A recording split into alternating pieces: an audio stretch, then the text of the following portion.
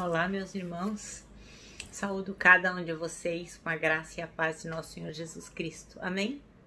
O meu nome é Miriam Anita e eu estou aqui para compartilhar com os irmãos aquilo que eu entendi do texto chamado Resistindo às Tentações. É importante que os irmãos saibam que eu não escrevi esse texto. Esse texto está no Manancial. E o Manancial é uma publicação de meditações diárias da União Feminina Missionária Batista do Brasil. Então não fui eu quem escrevi o texto, só vou dizer aquilo que eu entendi. Então vamos orar? Pai, nós agradecemos o privilégio de estarmos aqui, de termos acesso à Tua Palavra, que possamos mais uma vez nessa reflexão aprendermos de Ti. Fica conosco, Senhor, perdoa-nos. É o que te pedimos em nome de Jesus. Amém. Bom, irmãos, então é o seguinte. O texto da Bíblia que nós vamos ler é Mateus, capítulo 15, versículos de 10 a 20. E diz assim: Jesus chamou para junto de si a multidão e disse: ouçam e entendam. O que entra pela boca não torna o homem impuro, mas o que sai de sua boca, isso o torna impuro. Então os discípulos se aproximaram dele e perguntaram: sabes que os fariseus ficam ofendidos quando ouviram isso? Ele respondeu: toda planta que meu Pai Celestial não plantou será arrancada pelas raízes. Deixem-nos. Eles são guias cegos. Se um cego conduzir outro cego, ambos cairão no buraco. Então Pedro pediu-lhe: explica-nos a parábola. Será que vocês ainda não conseguem entender? Perguntou Jesus. Não percebem que o que entra pela boca vai para o estômago e mais tarde é expelido? Mas as coisas que saem da boca vêm do coração e são essas que tornam o homem impuro? Pois do coração saem os maus pensamentos, os homicídios, os adultérios, as imoralidades sexuais, os roubos, os falsos testemunhos e as calúnias. Essas coisas tornam o homem impuro, mas o comer sem lavar as mãos não os torna impuro. Amém? Bem, então o texto de hoje foi escrito pelo Prisca Lessa e o título é Resistindo às Tentações. O versículo-chave é o 19 e diz assim: pois do coração saem os maus pensamentos, os homicídios, os adultérios, as imoralidades sexuais, os roubos, os falsos testemunhos e as calúnias. Então, quando a gente pensa em tentação e pecado, nossa tendência é falar de coisas externas, de aspectos externos, coisas que estão fora. Mas Jesus disse que é do coração do homem, do coração, é que procedem os maus intentos. Bom, em outras palavras, é o seguinte: é no coração que nascem as tentações. É lá que se travam as batalhas, né? A gente fica, faço ou não faço, devo fazer ou não devo, será que faço? Enfim, então a gente tem uma batalha interior. Então, geralmente, estamos muito preocupados em mudar o nosso comportamento, mas, vez após vez, caímos no mesmo pecado.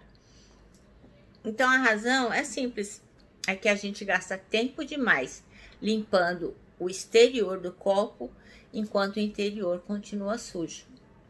Então não adianta a gente mudar só o comportamento se o jeito que a gente pensa não mudou, né? Não adianta só mudar aquilo que os outros veem se aquilo que vai produzir o que os outros veem não foi modificado. Então a batalha travada no coração é tão difícil que a vitória é só possível por meio da ação sobrenatural de Deus. Então, como lá em Adão o pecado já surgiu, então desde então a gente não consegue fazer só o bem que quer. Então muitas vezes fazemos o mal que a gente não quer, isso o apóstolo Paulo mesmo dizia. Então se não for Deus a interferir, a agir em nosso viver, dificilmente nós vamos ser bem-sucedidos. Então, naturalmente, o homem é incapaz de resistir à tentação. Somente um foi capaz de resistir a todas as tentações. E vocês sabem quem é, né? Jesus Cristo, que se fez homem por amor de nós. E lá na cruz, ele venceu o pecado. E essa é a razão da nossa esperança. Então, tudo que fazemos é por essa esperança, tá? De que Jesus realmente veio, morreu na cruz e ressuscitou para nos salvar. Então, Cristo já venceu este pecado contra o qual você tem lutado. Então, todos os nossos pecados já foram pregados com ele lá na cruz. E somente nele você encontrará forças para resistir. Sozinho você não vai conseguir. Sozinho eu não conseguirei. Por isso, quando se sentir tentado, não lute sozinho. Olha para Jesus. Clama a ele e ele certamente vai te responder. Não tem como. Ele sempre nos atende. Então, a vitória do dia a dia sobre o pecado exige que a gente use as armas certas. E quais são as armas certas para vencer o pecado? Não é pensamento positivo, não é fazer qualquer mandinga, não é ficar repetindo eu não vou errar, eu não vou errar. Não. As armas certas são a oração, a leitura bíblica, o jejum e a comunhão com o corpo de Cristo. Porque também sozinho é muito difícil. Então, estas armas vão fortalecer a gente. Então, a gente não é forte o bastante para vencer a tentação sozinho. Mas Jesus Cristo é a nossa força. Então, somente nele a gente vai poder resistir às tentações. Senão, a gente vai agir como um ser irracional, que faz as coisas sem perceber que está sendo levado pelas nossas paixões. E é por isso que eu vou dar como exemplo para vocês o modo como os esquimós, como os irmãos devem saber, são um povo que mora no Ártico, né, nas regiões muito frias da Terra, e é um povo amoroso e acolhedor. Mas os esquimós têm um jeito muito cruel de caçar lobos, porque eles vivem da caça e da pesca. Então, assim, não tem, né, um shopping lá para os esquimós. Então, como é que eles caçam um lobo? É de uma forma bem cruel, mas de uma forma bem astuta, bem inteligente. Então, é como? Eles pegam uma faca, uma lâmina muito, muito bem afiada. O que eles fazem? Eles põem sangue naquela lâmina e coloca no frio. Espera aquele sangue congelar. Aí eles fazem uma camada de gelo, molha aquela bola de sangue, de gelo no sangue. Aí faz uma bola de sangue. Aí põe para gelar. Aquilo fica um gelo. Novamente eles pegam aquela bola e molham no sangue. E assim vão fazendo até fazerem um sorvete de sangue. Muito bem. Os lobos, eles têm um faro muito aguçado. Então, o que acontece? Eles deixam aquele sorvete de sangue num determinado lugar.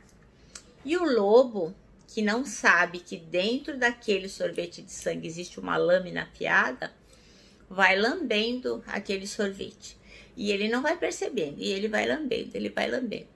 E à medida que ele vai lambendo, logicamente que a bola do sorvete de sangue ela vai diminuindo.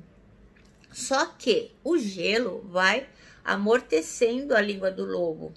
Ele não percebe que ele está perdendo a sensibilidade da língua de tanto frio, porque ele fica lambendo incessantemente aquele sorvete de sangue. Muito bem, quando o lobo ele chega à lâmina, ele já não percebe que existe uma lâmina afiada ali. Por quê? Porque a língua do lobo está adormecida e ele continua lambendo, Aí o que acontece? Ele começa a fazer um monte de cortes na língua. E, obviamente, ele vai lambendo, a língua vai sangrando e ele vai lambendo mais, vai sentindo mais cheiro de sangue, aquele sangue quente, aquele sangue fresco, e ele vai lambendo e ele não vai percebendo que ele está minando as próprias forças. E ele vai perdendo o seu próprio sangue. E quando ele percebe, ele está quase sem forças. Então, o que acontece? O esquimó vem para caçá-lo, mas ele já não tem forças porque ele perdeu muito sangue e ele acaba se entregando à própria morte e o esquimó então vence a caçada. É um modo muito cruel de de caçar, né? Mas é um modo muito astuto, é um modo muito inteligente. E assim o inimigo faz com a gente, do mesmo jeito. Ele nos oferece coisas que vão fazer com que a nossa vida seja consumida. Quer porque a gente acha que é bom, quer porque a gente acha que vai resolver os nossos problemas, quer porque a gente acredita que vai satisfazer as nossas necessidades. Então a gente não vai percebendo que o inimigo, ele fez para nós também um sorvete de sangue. E nós vamos degustando aquele sorvete sem perceber que ele está minando as nossas forças espirituais. E aí a gente não se alimenta da palavra, a gente não ora, não jejua, não tem comunhão com os irmãos, e vai ficando cada vez mais fraco, e vai lambendo cada vez mais aquele sorvete de sangue, até que as nossas forças espirituais estejam totalmente minadas.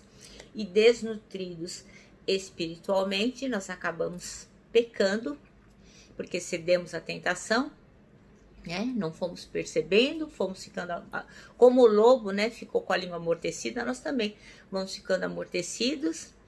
E moral, quando a gente percebe, quando a gente se dá conta, a gente já está enfiado no pecado. E qual que é o salário do pecado? A Bíblia diz que é a morte. Então assim, irmãos, o que nós temos que ficar é atentos, porque a tentação, ela não vem com uma placa escrita assim, ó, luminosa, tentação, tentação, tentação. Não. Ela vem como um sorvete de sangue para o lobo, ela vem como algo para nos seduzir, que parece bom, que parece que vai resolver nossos problemas, que vai satisfazer as nossas necessidades. E quando a gente percebe, já está desagradando totalmente ao Senhor. Então que nós possamos estar atentos às tentações e possamos estar conectados ao nosso Deus, da forma que Ele pede que nós estejamos, para que nós possamos, quando nos for apresentado um sorvete de sangue, opa, a mim você não engana, porque eu estou agarrado no sangue de Jesus Cristo. Amém? Então o nosso manancial termina assim, olha, que nós não podemos evitar que as tentações ocorram, mas devemos resistir a elas para que não deem a luz ao pecado. Certo?